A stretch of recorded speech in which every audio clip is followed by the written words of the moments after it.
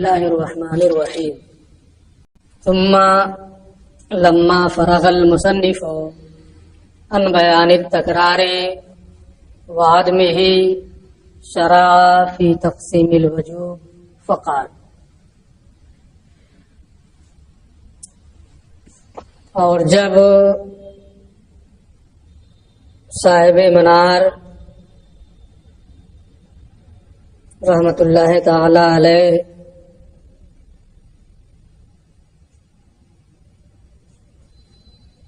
امر کی تعریف اور کچھ مزید احکام تکرار وغیرہ کے بیان سے فارغ ہو گئے تو یہاں سے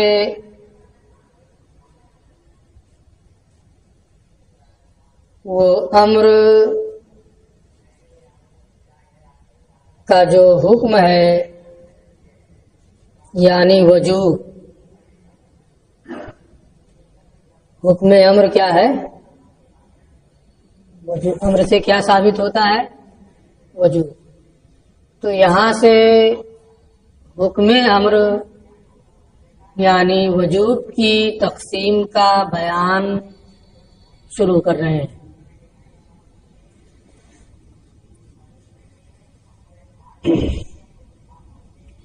حکم امر یعنی وجوب کی دو قسمیں ہیں، وجوب ادا اور وجوب قضا. وجوب ادا کہتے ہیں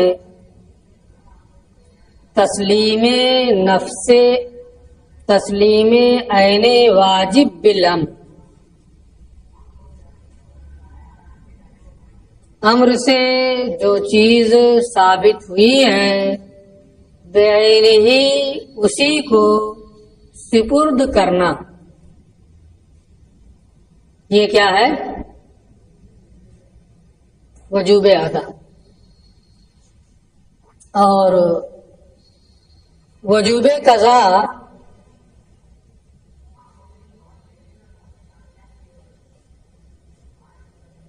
مثل واجب کو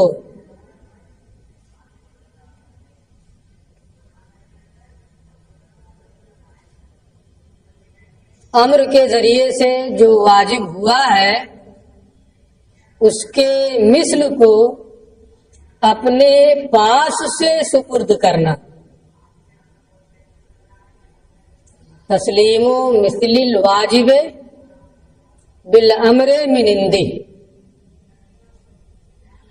واجب کے ذریعے امر کے ذریعے سے جو واجب ہوا ہے اس کے مثل کو اپنے پاس سے سپرد کرنا، عین واجب کو سپرد نہ کرنا. یہ کیا ہے؟ وجوب قضا. وجوب ادا کی جو میں نے تعریف آپ کو بتائی ہے، تسلیم عین الواجب بالامر، اس کی تعریف امام فخر الاسلام بزدوی نے یہ کی ہے تسلیم نفس الواجب بالامر. میں نے کیا کہا ہے؟ عین واجب بالامر. فخر الاسلام بزدوی نے کیا کہا ہے؟ نفس واجب بالامر. ان کی عبارت پر یہ اعتراض ہوتا ہے کہ نفس وجوب کا سبب تو امر ہے نہیں. میں کسی سبق میں بتایا ہوں کہ نفس وجوب کا سبب کیا ہے؟ وقت ہے. وجوب ادا کا سبب کیا ہے؟ امر ہے. امام فخر الاسلام بزدوی کہتے ہیں تسلیم نفس الواجب بالامر، امر سے تو نفس وجوب نہیں ہے، اس لیے اس کو نفس واجب کہنا یہ درست نہیں ہے. نفس وجوب تو وقت سے ہوتا ہے. اس کا جواب اگرچہ دیا جا سکتا ہے کہ تسلیم و نفس الواجب بالامر میں بالامر واجب سے متعلق نہیں ہے، بلکہ بالامر کا تعلق تسلیم سے ہے۔ اب جواب کیسے بن گیا؟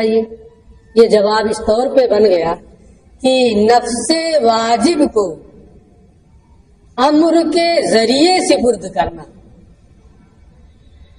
نفس، میں پہلے کیا ترجمہ کر رہا تھا؟ امر کے ذریعے جو واجب ہوا ہے اسی کو سپرد کرنا۔ اب کیا ترجمہ کر رہا ہوں؟ نفس واجب کو امر کے ذریعے سپرد کرنا، یعنی جو وقت کے ذریعے سے نفس وجوب ہوا ہے اسے امر کے ذریعے سے ادا کرتے ہوئے مستحق کے حوالے کر دینا۔ تھوڑا سا بدل دیا کہ بالامر کا تعلق واجب سے نہیں ہے بلکہ تسلیم سے ہے، تو اب بالامر سے وجوب ادا کی طرف اور نفس واجب سے ہے نا وقت کی طرف اشارہ ہو گیا۔ واجب سے اگر بالامر کو متعلق مانیں گے تو اعتراض ہوگا، ہے نا، تسلیم سے مانیں گے تو کوئی اعتراض نہیں ہوگا۔ تو امام فخر الاسلام بزدوی کی بات بھی اپنی جگہ صحیح ہے، بس یہ ہے کہ بالامر کا تعلق ان کی عبارت میں تسلیم سے ماننا پڑے گا۔ ٹھیک ہے، اب اخیر میں چل کر کے ملا احمد جیون نے یہ فرمایا ہے کہ بہرحال اعتراض تو ہوا فخر الاسلام بزدوی کی تعریف پر، اگرچہ جواب ممکن ہے، اس لیے صاحب منار نے نفس واجب کو بظاہر جس سے اعتراض ہو رہا تھا اس کو بدل دیا، عین واجب کر دیا اور تعریف کی ہوا تسلیم و عین الواجب دیا، تاکہ اس طرف ذہن ہی نہ جائے کہ وقت سے نفس وجوب ہوا ہے، امر سے تو ہوا نہیں ہے نفس وجوب، ہے نا، اس لیے یہ تعریف درست نہیں ہے نا۔ اس مقصد کے پیش نظر انہوں نے نفس کو عین سے بدل دیا۔ پھر ایک اور بحث انہوں نے کی ہے کہ چاہے نفس واجب کا لفظ استعمال کریں یا عین واجب کا لفظ استعمال کریں، دونوں سے کنایتاً مراد یہ ہے کہ جو وقت اس کے لیے مقرر ہے، معین ہے، اسی وقت میں اسے مستحق کے حوالے کر دیا جائے۔ جیسے ظہر کا ایک وقت ہے آج جو، اور آج ہی کا وقت جو آئے گا یہ اس کے لیے شارع کی جانب سے، عامر کی جانب سے مقرر ہے، تو اس کے مقررہ وقت میں، معین وقت میں اسے اس کے مستحق کے حوالے کر دیا جائے، یہ نفس واجب اور عین واجب دونوں سے یہی مراد ہے نا۔ جب وقت کے اندر سپرد کرنے کا معنی یہ مراد ہے کنایتاً نفس واجب اور عین واجب سے، تو کیا تعریف میں یہ کہنا پڑے گا کہ ہوا تسلیم عین الواجب بالامر فی وقت ہی کی قید بڑھانے کی ضرورت ہے؟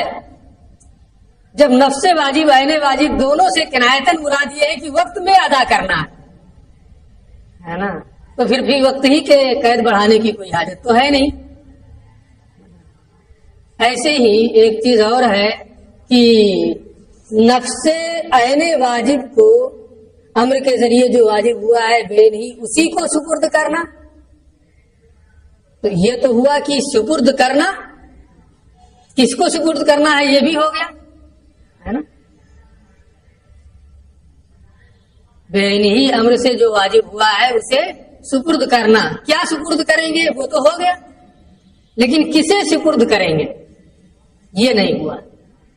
اس کے لیے بعض لوگوں نے یہ قید بڑھائی ہے، ہوا تسلیم عین الواجب بالامر فی وقت ہی الی مستحق ہی۔ یہ کہتے ہیں اس قید کی بھی کوئی ضرورت نہیں، کیونکہ مستحق امر کا لفظ آیا ہے، تو جو عامر ہوگا وہی مستحق ہوگا، تو امر کا لفظ یہ دلالت کر رہا ہے کہ عامر ہی حقدار ہے اور اسی کے حوالے کرنا ہے نا۔ اس لیے الی مستحق ہی کی قید کی بھی کوئی ضرورت نہیں ہے. یہ بات ہو گئی. ایک چیز اور انہوں نے ذکر کی ہے کہ نماز پڑھنا، روزہ رکھنا، یہ سب افعال کے قبیل سے ہے، اور افعال آراز ہوتے ہیں. آراز 2 زمانے تک باقی نہیں رہتا ہے. ہدایت الحکمت پوری کتاب آپ پڑھ چکے ہیں، ہے نا. آراز کے لیے بقا نہیں، عرض باقی رہتا ہے. پڑھے ہو نا عرض کی قسمیں، سب پوری تفصیل پڑھ چکے ہو اس میں، ہے نا. جوہر، عرض، ہے نا. مجھے تو ان چیزوں سے اتنا تعلق نہیں ہے، لیکن آپ ابھی جلدی جلدی پڑھے ہیں تو آپ کو سب معلوم ہوگا. اتنا بہرحال معلوم ہے کہ عرض باقی نہیں رہتا. تو اور جب کوئی چیز جوہر ہو تو اس کو تو کسی کے حوالے کیا جائے گا. یہ موبائل ہے، ہم نے آپ کو دے دیا، ہم بول رہے ہیں، یہ آواز نکل رہی ہے، اسے آپ کے حوالے کر دیں، ہو پائے گا؟ آراز کو ایک جگہ سے دوسری جگہ منتقل ہی نہیں کیا جا سکتا ہے. تو یہ افعال تو آراز کے قبیل سے ہے، اس کی تسلیم کا کیا معنی؟ تو انہوں نے یہ کہا کہ یہاں تسلیم کا یہ معنی نہیں ہے کہ اس کو اٹھا کر کے دے دیا جائے، بلکہ اس کا معنی ہے اخراجہ من العدم الی الوجود، عدم سے وجود میں لانا، وقت کے اندر عدم سے وجود میں لانا. اس لیے یہ کہنا کہ یہ عرض ہے اس کو تو دیا ہی نہیں جا سکتا ہے، یہ سب ہے نا کی ضرورت نہیں پڑے گی. یہ پوری گفتگو جو انہوں نے وجوب ادا سے متعلق کی ہے وہ ہے. اس کے بعد وجوب قضا سے متعلق گفتگو کی ہے کہ قضا کہتے ہیں تسلیم مثل واجب بالامر. تاریخ میں بتا چکا ہوں پہلے ہی. تو امر کے ذریعے سے جو واجب ہوا ہے اس کے مثل کو اپنے پاس سے حوالے کرنا، سپرد کرنا. صاحب منار نے من اندہی کی قید کا اضافہ نہیں کیا. انہوں نے صرف اتنا کہا ہے تسلیم مثل الواجب بالامر، بھی کہا ہے، بالامر مراد ہے. من اندہی انہوں نے نہیں کہا. اس لیے ان پر یہ اعتراض ہوتا ہے کہ یہ تعریف تو مانے نہیں ہوئی. تسلیم مثل الواجب بالامر صرف اتنا کہنا، من اندہی نہ کہنا. اگر من اندہی نہیں رہے گا تو یہ تعریف مانے نہیں ہے دخول غیر سے. کیوں مانے نہیں ہے؟ یہ کہتے ہیں کہ تعریف کے لفظ پر آپ غور کریں، یہی بنیاد ہے اس کو سمجھنے کے لیے. مثل واجب کو، مثل واجب بالامر کو، امر کے ذریعے جو واجب ہوا اس کے مثل کو سپرد کرنا. مان لیں آج 4 شنبہ ہے، بدھ ہے، منگل کی نماز فرض کر لیتے ہیں کہ قضا ہو گئی. آج بدھ کے دن، منگل کے دن ظہر کی نماز قضا ہوئی ہے. آج بدھ کے دن آپ ظہر کی نماز پڑھ رہے ہیں ادا. ظہر کے دن، بدھ کے دن، بدھ ہی کے ظہر کی نماز ادا پڑھ رہے ہیں. تو یہ کل کے ظہر کے مثل ہے کہ نہیں؟ کل کا ظہر جو قضا ہے، کیا یہ آج جو ظہر آج کی ادا کر رہے ہیں یا اسی کے مثل ہے کہ نہیں؟ تو آج کے ظہر کو جب کوئی پڑھ رہا ہو، یعنی بدھ کے ظہر کو، اور منگل کے ظہر کی نماز اس کی قضا ہے، تو آج کے ظہر کی ادا پر، چونکہ یہ اس کا مثل ہے، اس قضا کی تعریف صادق آئے گی، کیونکہ اس کے مثل کو تو حوالے کر رہا ہے. امر کے ذریعے جو واجب ہوا ہے اس کے مثل کو حوالے کر رہا ہے. تو اب دخول غیر سے آج کے ادا، آج کے ظہر کی نماز کی ادا